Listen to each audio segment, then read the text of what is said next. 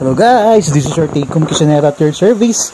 Another ulam ideas para po hindi na po kayo maghanap kung anong ulamin nyo everyday, okay? Another tips. Pero bago natin ito simulan, please follow and subscribe at my YouTube channel. Pakipollow na rin po ang aking Facebook account, Facebook page. Ang madaming klase ng adobo. There's yellow, pula, dried, adobong puti, kung ano-anong klaseng adobo, spicy adobo. Pero itong lulutuin natin is nagmamantikang adobo, no? Magagawa nyo to sa lahat ng adobo nyo. Pwedeng sa anumang klase ng adobo. Ito lang po ang ating gagawin, ano? Ang ingredients po natin is yung garlic, ang ating ginger, ang ating onions, ang ating vinegar, ang ating soy, ang ating dahon ng laurel leaves, and our potatoes, okay? Then, isaute po natin ang ating garlic to turn to golden brown.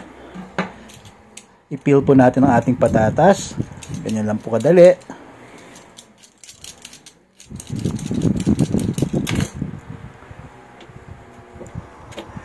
Then, fire on the hole. Wash our chicken and our potatoes with Magat River water. Just like that. Over, under. Ganyan lang po kadali. Then, saute po natin ang ating garlic to golden brown. Ganyan po. Pag golden brown na, ilagay na po natin ang ating ginger. Then, our onions. Then, caramelize it. Hanggang lumabas yung kanyang natural juices. Then, add your chicken. Then, add 1 chilies.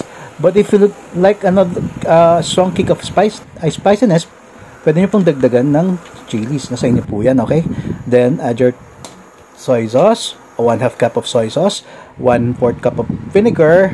Don't add water. Let natural juices and natural oil comes out. Okay po.